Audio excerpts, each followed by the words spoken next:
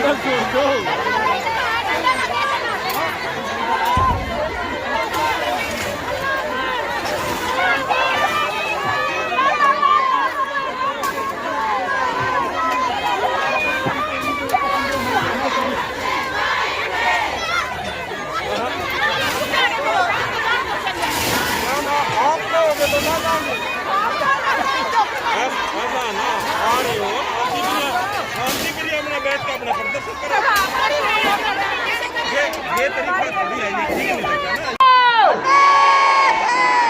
तो हम ये कहना चाह रहे हैं साथी उषा ने अभी जिक्र किया कि हम नया कुछ नहीं मांग रहे सरकार से।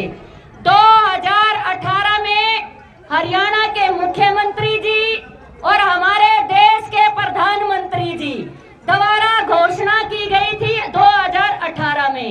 केवल वो घोषित जो मांगे हैं उनको हम मांग रहे हैं।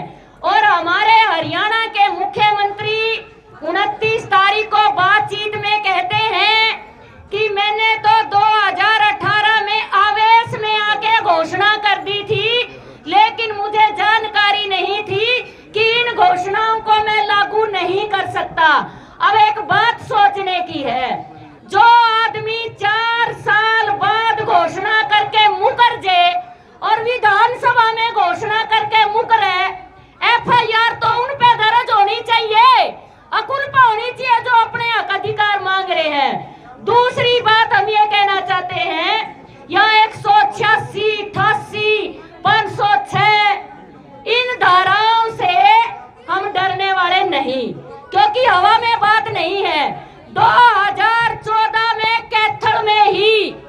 कैथल जिले के अंदर ही यही तो शकुंतला थी, यही पुलिस प्रशासन था। 307 धारा 506 बड़ी हो है, 307 धारा भी लगी थी और 3 साल बाद बाइज्जत बरी होके आए थे और अब भी बरी होंगे, क्योंकि झूठ के कदे पैर नहीं होंगे। जिस सीडीपीओ ने पर्चा दर्ज कराया 1 महीना हो लिया, उसकी शक्ल भी नहीं देखी हमने, वो रह कौन सी दुनिया में, तो उसको हमने धमकी कहाँ दे दी। जांच हम करवाएंगे, कॉल डिटेल हमारी कटवाई जाए, उस अधिकारी की भी कटवाई जाए। हमें शक है वो बीजेपी की दलाल है पक्का, क्योंकि जिस अधिकारी को हमने फोन तक भी ना किए हो, मैसेज तक भी ना किए हो, उसको हमने कहां जान से मारने की धमकी दे दी। हम जांच करवाएंगे इस मामले की, टर्मिनेशन की। एक और हरियाणा में रिवाज छेड़ दिया बीजेपी सरकार ने, बातचीत ना करके हमारी 5 यूनियन लीडर को टर्मिनेट कर दिया और हमारा प्रोसीजर जारी है। आज जांच के लिए बुलाया था और यहाँ तक भी कहा गया जांच में नहीं आओगे एब्सेंट दिखावांगे, आओगे तो गिरफ्तार करवाएंगे। हम असली माँ बाप के बीच है, जांच में गए अधिकारी नहीं पाए आगे, तो उन अधिकारियों के खिलाफ कार्रवाई होनी चाहिए कि नहीं होनी चाहिए? जो अधिकारी खुद बुला के लिखित में चिट्ठी दे के अपनी कुर्सी पे ना मिले, कार्रवाई उन पे होनी चाहिए या यूनियन लीडर्स पे होनी चाहिए? ये बीजेपी की दलाली करना छोड़ दो। हम कहना चाहते हैं मीडिया के माध्यम से, सरकार आती रहेंगी जाती रहेंगी, लेकिन दही का भाव में कपास ना खा जाइयो। पहले कैथल में इन्होंने एक को टर्मिनेट किया, इल्जाम लगाए कि आपके नोटिस जारी किए, आपने जवाब नहीं दिए नोटिसों के। मैं कहना चाहती हूँ इस मंच से, हम ट्रेड यूनियन में काम करते हैं, इस लाल झंडे से जुड़े हुए हैं, हम टर्मिनेशनों से नहीं डरते। मेरे आज तक जितने नोटिस निकले मैंने उनके जवाब देके अधिकारियों से रिसीविंग ले रखी है, कोर्ट तक मैं लंबे बना सकूं इतनी शानी तो बना रखी हूँ शंकर ने। तो इसलिए टर्मिनेट करना है तो नया बहाना ढूंढो, ये कोई बहाना नहीं कि हमने आपके नोटिस निकाले थे आपने कभी जवाब नहीं दिए। दूसरी बात आपको मैं इस मंच से कहना चाहती हूँ साथियों, हम टर्मिनेट होने के लिए तैयार हैं। जिस दिन यूनियन में भर्ती हो गए थे उसे दिन मन बना लिया था भगत सिंह और जिसे ने अपनी जान की कुर्बानी दे दी, या 11,811 रफुल्ली की तनख्वाह कोई मायने नहीं रखती हमारे लिए। इसलिए अपने हक अधिकार के लिए जेल में जाने तैयार, मुकदमे खुला चैलेंज कर रही हूँ, चाहे 20 मुकदमे दर्ज कर लो, हड़ताल जारी रहेगी, इतना मांग मुझे पूरे नहीं होंगे। रहे अपनी हड़ताल को कामयाब बनाए। 25 तारीख तक का हमने नोटिफिकेशन सरकार को दे रखा है और अभी जो है बड़ा आंदोलन होगा 25 के बाद। फिर देखते हैं ये सरकार किस बिल में घुसती है जाके। छड़ा अलग तो पेंडा नहीं छोटा, 52,000 की संख्या है हरियाणा के अंदर।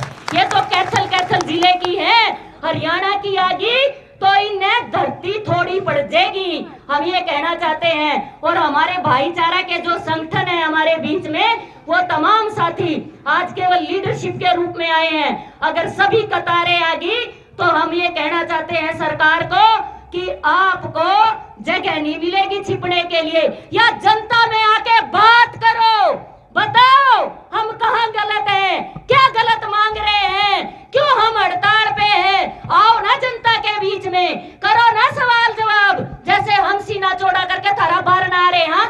कम से कम और नहीं, टेलीविजन में अखबार में बोल पड़ो, ओढ़े तो चुसक जो, ओढ़ा के तो कहो कि ये गलत बैठी है, ये नाजायज मांग रही है कुछ।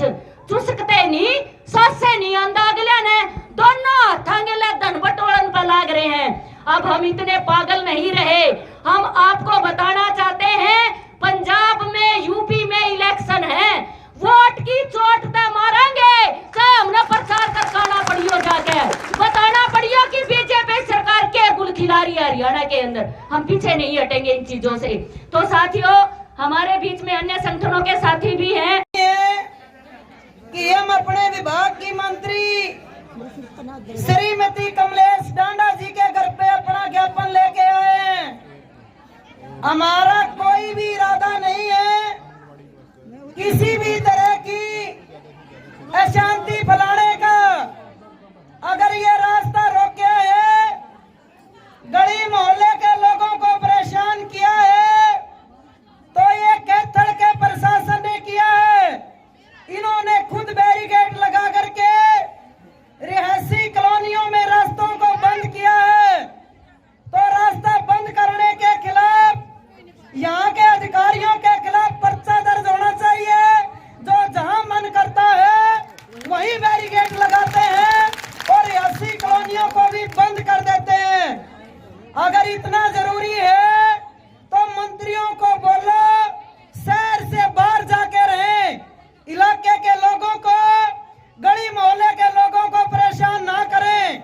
या तो जिन लोगों की वोट लेकर के आप बस कुर्सी पे आनंद ले रहे हैं, मंत्री बन रहे हैं, और उसके आप जिन लोगों ने आपको वोट डाल करके इस कुर्सी पे बिठाया है, अगर आप उन्हीं की बात नहीं सुनोगे तो ये हिटलरशाही बर्दाश्त नहीं की जाएगी। ये हिंदुस्तान सबसे बड़ा लोकतंत्र माना गया संसार में। यहाँ के हर वोटर की कीमत बराबर है और ये कहीं विदेश से नहीं आई। ये आपके जिले कैथल की वर्कर हेल्पर है। ये ट्रायल है, जिस दिन पूरा हरियाणा कैथल में आ गया, आपको किसी भी साइड से निकलने के लिए जगह नहीं मिलेगी। अगर आपको ये लग रहा है कि मैं रास्ता रोक लूंगा या प्रशासन पे दबाव डाल करके सीडीपीओ पे कंप्लेंट करवा के हमारी आगुओं पे पर्चे दर्ज करवा करके आप डराने की जो कोशिश कर रहे हो, ये वो डरने वाले लोग नहीं हैं।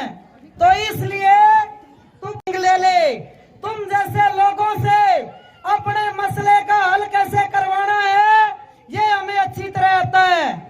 तो ये लड़ना, ये हड़ताल करना, ये संघर्ष करना, ये हमारा कानूनी अधिकार है। हम किसी से भीख नहीं मांगते, अपना अधिकार मांगते हैं। जो देश का प्रधानमंत्री बैठा बन के, उसने खुद 5 सितंबर की रैली के बाद 11 सितंबर 2018 को जब वो मन की बात करता है, उस मन की बात में ये बोला था कि आंगनवाड़ी वर्कर हेल्पर यशोदा मैया है। एक माँ अपने 1 या 2 बच्चों को पालती है और हमारी आंगनवाड़ी आंगनवाड़ी वर्कर बच्चे को गर्भ से लेके गोद लेती है।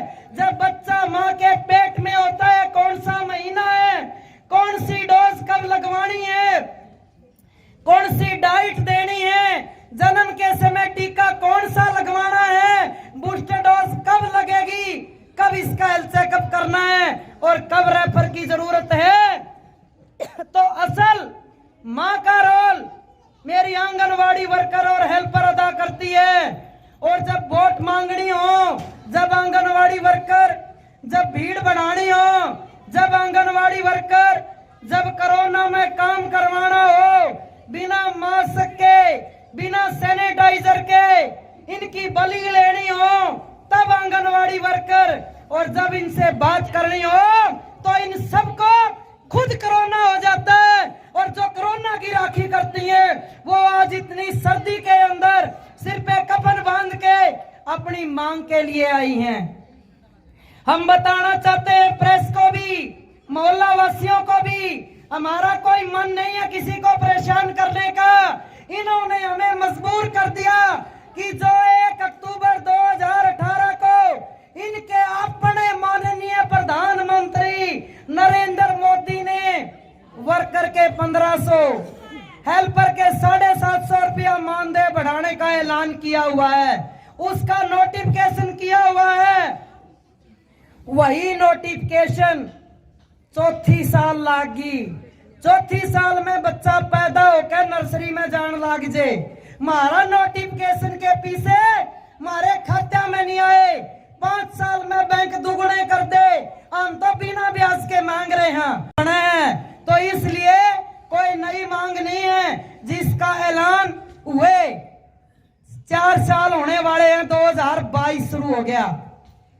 शर्म करो, जिसका लोग उधार लेना आजे नहीं, भीतर बड़का बात करे, पहले चाह पानी पूछे, खाट पीड़ा देवे, यार हरियाणा की संस्कृति है। और हम आपका उधार मांगन आए हैं, जो पिछली 3.5 साल से ज्यादा की महकमा खाए बैठे। आप गला गला हरियाणवी में कहावत है, बोले गला आंगन में अगर गला दीदे काटे, ओ काम इस मंत्री ने कर रखा। गला तो या उधार मारे बैठी और गला बात नहीं करती, दीदे काटन ने ये पुलिस वाले आगे खड़े कर दिए, टोपी पिरा कर डंडे करके। तो इसलिए हमारा पुलिस से कोई टकराव नहीं है, क्योंकि ये हमारे भाई हैं, हमारे बच्चे हैं, और ये पुलिस वाली भी हमारी बच्ची हैं, ये अपनी ड्यूटी कर रही हैं। हमारी लड़ाई इस बीजेपी बेईमान सरकार से है कि आपने जो वादा किया था 18 की मीटिंग में, एक्स ग्रेशिया लागू करने का, न्यूनतम वेज का राजपत्र जारी करने का, सोशल सिक्योरिटी के बेनिफिट लागू करने का, आप अपने किए हुए वादे से, अपने किए हुए फैसले से खुद मुकर रहे हो। लोग तो घिस्सी आगे करें और बीजेपी वाले घिस्सी पाछा करें। तो इसलिए आप घिस्सी करना सीख लो कि घिस्सी करके आगे जाया करें कि पाछे जाया करें। तो इसलिए हम कोई नई मांग लेके नहीं आए। 45 दिन हो गए, मापों का पाला पड़ा इतनी ठंड में, नमूनिया में। हमारी बुजुर्ग बहन माताएं घर में बुजुर्गों को छोड़ के आ रहे हैं, बच्चों को छोड़ के आ रहे हैं, और हमारे आंगनवाड़ी के बच्चे भी आंगनवाड़ी में आने को तरस रहे हैं। हमारी गर्भवती दूध पिलाऊ माएं भी इंतजार कर रही हैं कि ये कब हमारा उधार मोड़ेगी और हम जाके अपना आंगनवाड़ी के अंदर खोलेंगे।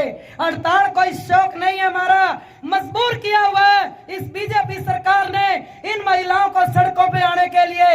हरियाणा की औरतों के पास तो 2 घड़ी अपने पियर में जाने का टाइम नहीं, और रोज इनकी मुकान लेकर आना पड़ा। हमारी छोटी छोटी लड़की छापे कर्म सीखी, जो ऐतिहासिक गाल लोग भूल गए थे, इस सरकार ने मजबूर कर दिया। तो आज देश के अंदर 28 लाख आंगनवाड़ी वर्कर हेल्पर काम करती है। हरियाणा के अंदर सबसे ज्यादा रेवेन्यू आता है गुड़गांव के अंदर, फरीदाबाद के अंदर लाखों लाखों फैक्ट्रियों पे हमारे मजदूर जो काम करते हैं, उस रेवेन्यू से ये लोग मजे करते हैं। और जिनको रेवेन्यू चाहिए, जिनके ऊपर रेवेन्यू का खर्चा होना चाहिए, जिनके बच्चे आज वहां पे मजदूरी करके हरियाणा को बिल्ड करने का काम कर रहे हैं, उनकी माएं सड़कों पे फिर रही हैं। काम पक्का और नौकरी कच्ची, ये कौन सा काम भाई? पूरा डिपार्टमेंट पक्का, director IAS, commissioner IAS, CDPO सब सरकारी कर्मचारी, सुपरवाइजर सरकारी कर्मचारी, यू कुणसा महल है भाई, ऊपर तक पत्थर का नींव कच्ची, और जब नीचे से नींव निकल गई तो पत्थर गिरने में टाइम नहीं लगेगा। तो ये सोच लियो हम तो खाली गड़े हैं, बोला यूं क्या करें, खाली गड़े का कुछ नहीं बिगड़ता और भरे ने लेकर बैठ जाया करे। जुड़सी सीडीपीओ पे झूठी शिकायत करवा के ने हमारी महासचिव पे पर्चा दर्ज करवाया। 506 धारा जब लगे, जब किसी ने जानते मारन की धमकी देवे, जो लुगाई सकलता नहीं देखी, जिसका फोन नहीं करा, जिसकी गली में नहीं लिखड़े, जिसका बारणे नहीं गए, इस हरियाणा की पुलिस ने पर्चा दर्ज तो कैथल के एसएचओ नहीं करे, वह तो कमलेश डांडा की पहनते नहीं होया।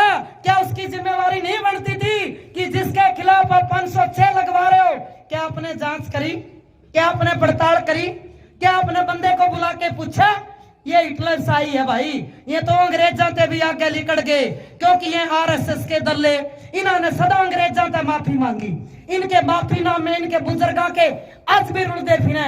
ये है माफी नाम वाले के गोडसे के वारिस, और हम हैं भगत सिंह के वारिस, जिन्होंने अपनी जान की कुर्बानी दी और फांसी का रस्सा भी अपने हाथ से गले में डाला। हम हैं उधम सिंह के वारिस, जिन्होंने अपने दुश्मन का बदला लंदन में जाकर लिया। हम हैं करतार सिंह सराफे के वारिस, जिन्होंने सबसे छोटी उम्र में फांसी का रस्सा चूमा। हम हैं गुलाब कौर की वारिस, जिन्होंने देश बचाने के लिए गद्दार पति को छोड़ दिया। हम हैं दुर्गा भाभी की बहन, जिन्होंने सब कुछ देश पे न्योछावर कर दिया। और ये आंगनवाड़ी वर्कर हेल्पर जो यूनियन है, इसकी founder member captain Lakshmi Sahgal, जो सुभाष चंद्र की फौज की पहली महिला कैप्टन थी, आजाद हिंद फौज की, इस यूनियन का निर्माण करने वाली फाउंडर मेंबर थी। तो हम तो उसके सिपाही हैं। तो इसलिए ना तो हम टर्मिनेशन से डरते हैं, टर्मिनेशन और पर्चे उनको डर लगता है जिन्होंने चोरी की हो, जिनको ईडी का डर हो, ईडी जो इनकी बात ना सुने। आजकल बीजेपी पे एक नई सरकार आ गई है, ईडी, जो बात नहीं सुने ईडी तो पकड़वा दो। ओ ये तो कर दी ईडी जांच पड़ताल खातर, और अब ईडी बन गई इलेक्शन डिपार्टमेंट, लोगों ने डरान खातर है।